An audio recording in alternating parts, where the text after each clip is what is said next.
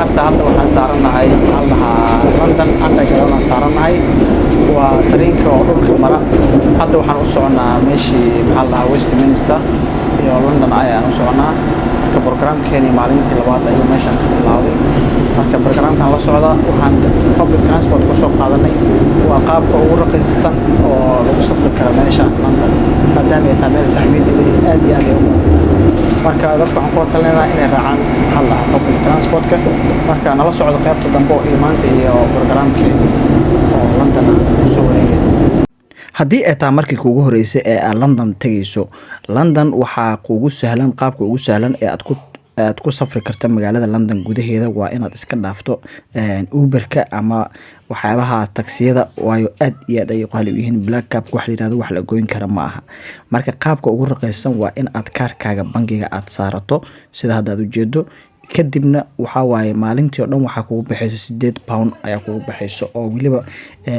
intaasoo zoono dhowrka zoonaha ugu badan oo magaalada maxalliga ugu caansan dadka ay ku travel gareeyaan ayaad u yeelanaysaa inaad maanta dhan horey gadaal inaad u marto marka kaarka ha hilmaamin markaad hore saarto markaad ka degayso baxaysana waa inaad saartaa waayo lacagta wuxuu goosanayaa markii aad ugu dambayso oo aad saarayso marka qaabka ugu sahlan waa in aad isticmaasho kaarkaaga bangiga ha iibsanin kaararka meelaha lagu gado oo 7 pound lagu gadaa kadibna lacag lagu shubaya lagu leeyahay taas waa qaabka ugu qaalisan ee aad ku iibsan karto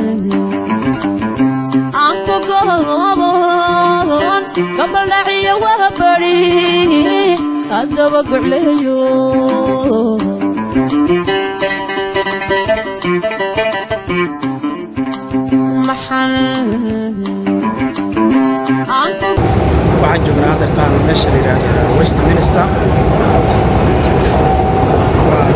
labaanka maxaa la yiraahdaa ee dalka Ingiriiska meesha laga maamulo waxaan kaloo u soconaa London programkeeni waxa waaye maanta waa bilow ilaa dhamaad insha Allah waxa waaye maanta waan soo duubeynaa marka la socod hadda waxaan joognaa meesha train stationka la yiraahdo Westminster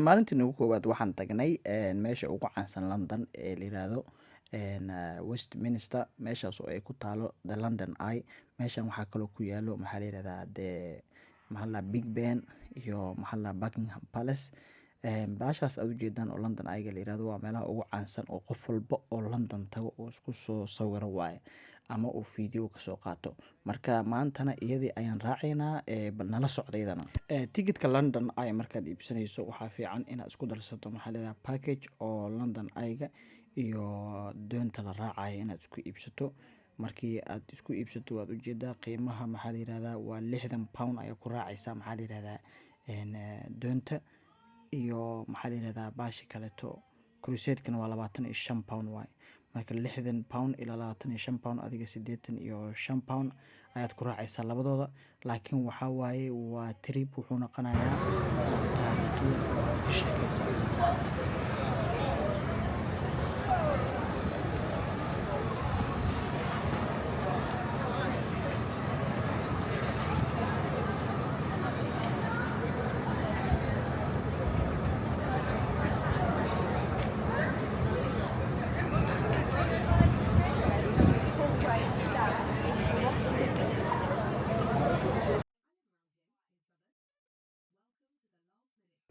asxaabe haddana waxaan soo raacnay London Eye ayaan raacnay lacagtii ayaan soo bixinay rasiidkii markaan soo qaadanay leen dheer kadib waxaan soo raacnay the London Eye oo aan cabaar aan sugaynay run ahaantii maalintan meesha aan tagaynay waxay ahayd maalin hawada aad iyo aad ay u fiican tahay dad fara badan oo adduunka dacaladiisa ka imaada ayaana meesha joogo leen dheer ayaan galnay security check aan soo marnay kadibna waxaan soo galnay the London Eye London Eye-ga waxay ku fiican tahay magaalada London dhan ayaad kor ka arkaysaa waxaad arkaysaa muuqaalka dhan oo magaalada ayaad si fiican u daawanaysaa waxaa kaleeto maxaa la yiraahdaa aad iska qaadi kartaa sawirro haddaa rabtida oo taariikhiyan oo maxaa iyaga ay ka qaadayaan inkastoo anaga aanan iska qaadin because of adiga haddaa telefoon haysato ama camera haysato waxaa fiican sawiradaada inaad iska qaado marka meeshaan markaan galnay kowdii London ayaga aan galnay cabaar adiga waxayna waday muddo adiga 30 daqiiqo ayay ku wadaysaa oo waa wareegsanaysaa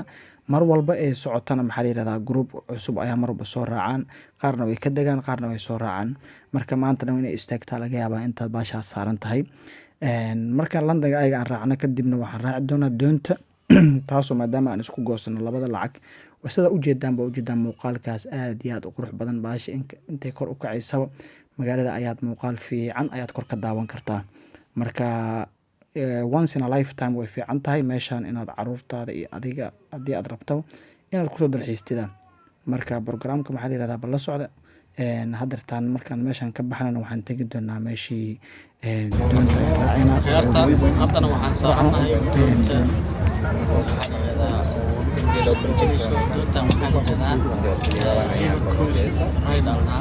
iyadana waxaa waaye doonta kaligeed ayaad tikid ku goosan kartaa haddaa rabtana doonta inaad goosan kartaa waxaa ku raqiisan mar been labada isku goosan hadda waxaan sameynaynaa webiga ayaan kusoo wareegaynaa marka maanta waxaa waa runtii waa soo baashaalla meelo badan aan soo marnay marka schedulkeena maanta waxaan kusoo heli doonaa meeshaan kadib magaalada ayaan meelo park ayaan aadaynaa programka marka la socda maanta waa iyo London iyo maxaa la waxaan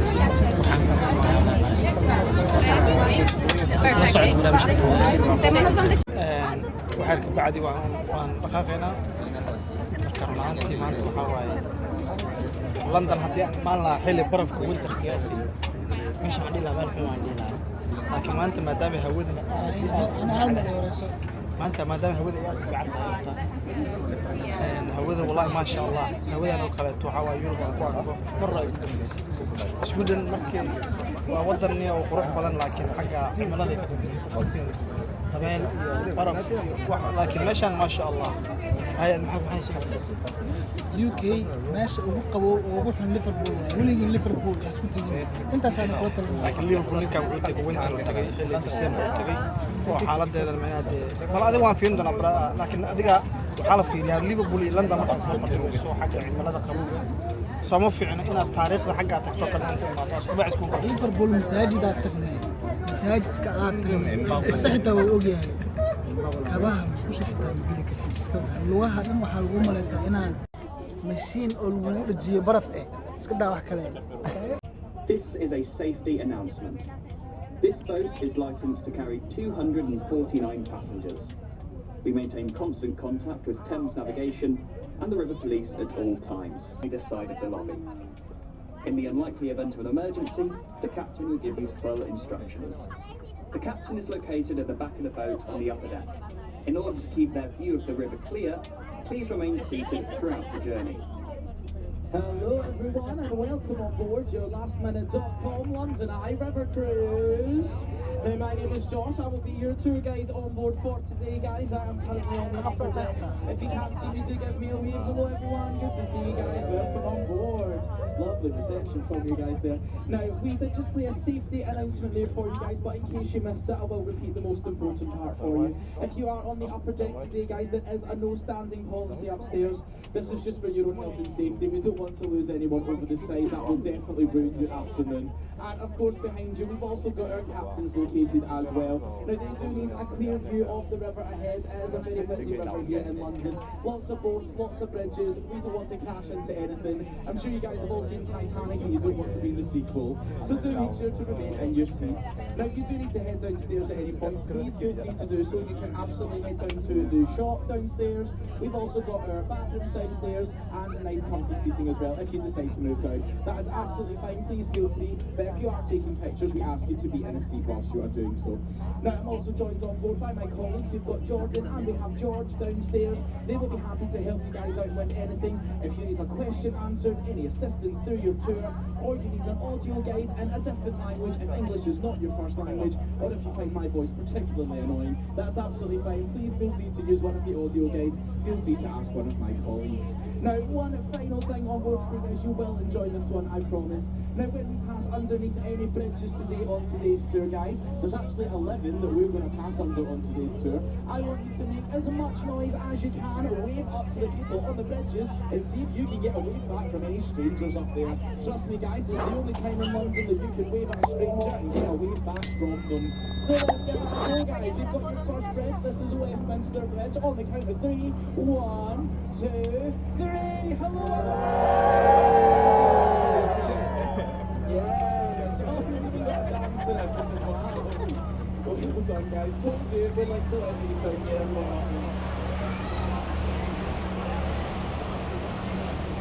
Here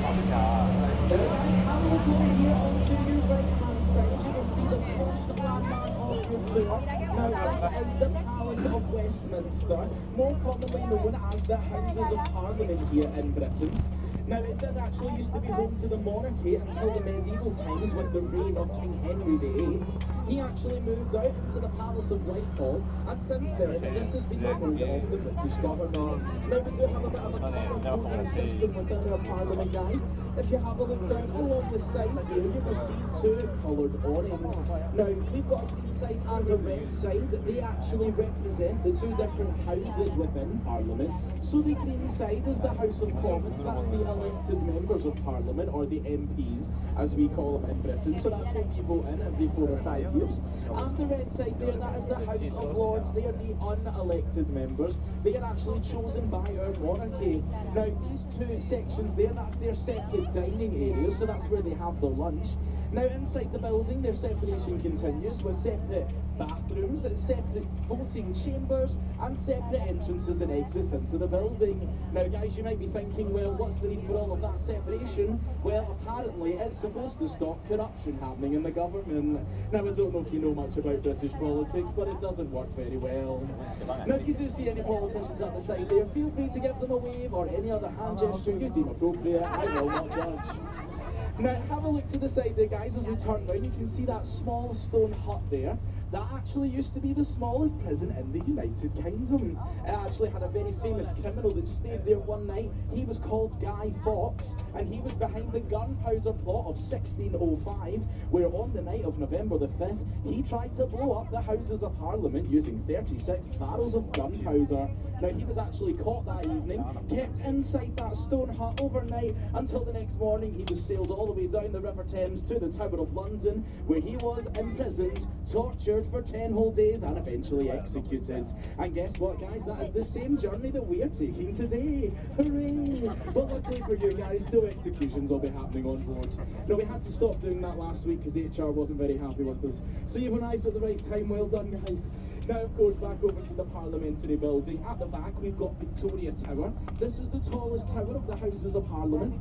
It acts as a parliamentary archive because inside this building, they've got a written record of every law in the country since the year 1497.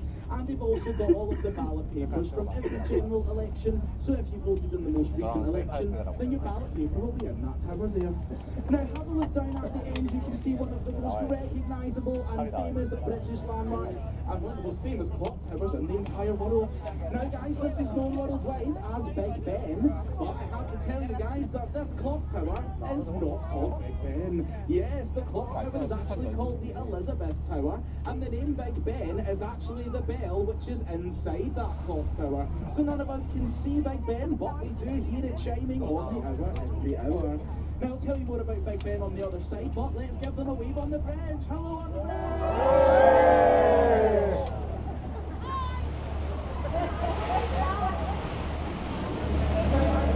His name's building after a man called Benjamin Hall, in charge of building the bell. He was apparently quite rude to his workers, described as being pretty loud and rather round-shaped, so they decided to name a laughter. Thank you. Now, don't worry, guys, don't need to laugh at my terrible jokes. They just get worse the further down the Thames we get. Trust me, you're in for a long journey. You've still got about half an hour left, so good luck. Now, let's see if we can get any waves from Blackfriars Bridge. Not too many people, but we can give it a go. Hello! No! Please! We'll get some more later, guys, don't worry. Now, notice these mysterious red columns here on either side of the boat. Now, they have an interesting backstory, but I will tell you more about them on the return journey. Have a look up to the left-hand side. You can see St. Paul's Cathedral over there, one of the world's largest domed cathedrals and the fifth version of St. Paul's to exist here in London. The previous version, number 4, actually burned down during the Great Fire of London in 1666, and at the time it was the tallest building in the world. This version was designed by Sir Christopher Wren, one of the nation's most famous architects, and opened on Christmas Day in the year of 1711. So a very lovely Christmas present for the Londoners that year. Now you may notice that there's no tall buildings around St. Paul's. That's actually due to a law in London that states that St. Paul's must be observable from 8 key points around the city. Now some of these points are very far away, and that's why the skyscrapers on my head have got some really funny shapes. It's so that St. Paul's can be seen directly through their design. Hello up there on the bridge. Now, have a look onto your right-hand side there, guys. You will see a white circular building with a thatched roof on top of it. Now, this may look like the oldest building here in London. However, guys, it was constructed in 1997. Yes, this is a reconstruction of Shakespeare's Globe Theatre. Now, the original Globe Theatre used to stand further down the River Thames, and yes, guys, you guessed it burns down, just like many other things here in London. Now, the original Globe actually caught fire during a production of Henry VIII, where someone thought it was a good idea to use a live cannon during the show, which shot directly through that thatched roof and it set the whole... moolkan waa moolka ugu caansan oo la yiraahdo maxaa la Brent Cross ayaa la yiraahdaa waa meesha maxaa la yiraahdaa oo ugu caansan oo London wal meeshaan ayaa maanta ka horjirinaynaa meeshaan wax kasto free ah helaysaa wax kasto free ma dadka been u sheegay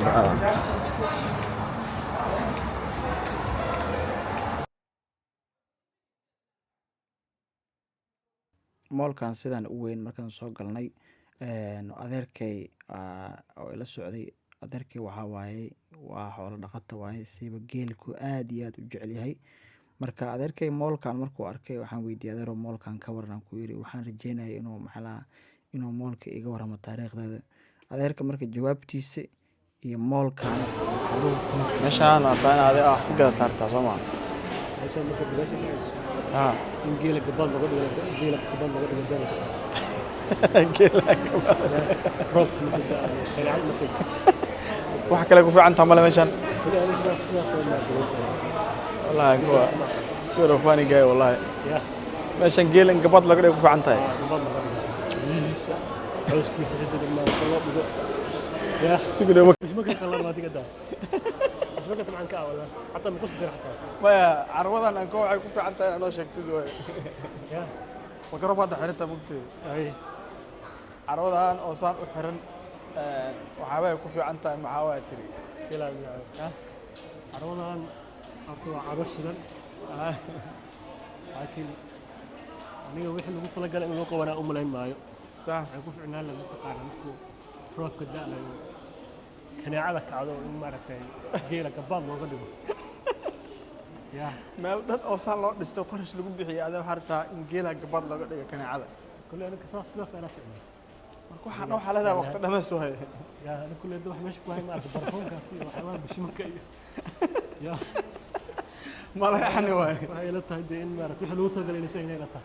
وقت لما سين. وقت لما سلم من هيك الله كل واحد مترقى لما إلى مقربة. أو جيل مركلا أي هلا كنا ماشين قبضة لا قديم. أنت أكو جرو كدي جيلان مارك هسكلا عضو. جيلان. وما يرعضو. ما لها أنت جيلان جيت كانوا يسكعنا. وما يرعضو. صح. ما صح عليك. باكين كان محل قديم لها مركز. مارك كان ماشي. سبيس كان. محل قديم لها ماشي مارك أو كل قبض حصله. جيلها. جيل. وبيها أنا مارك الله يديك. ورق عمل إن لقوا خذ مشان. أساسك. والله بقى بس كاسن هادو ترانسبورت لا قدي جيله نفتكيسي لو قاده ما بويد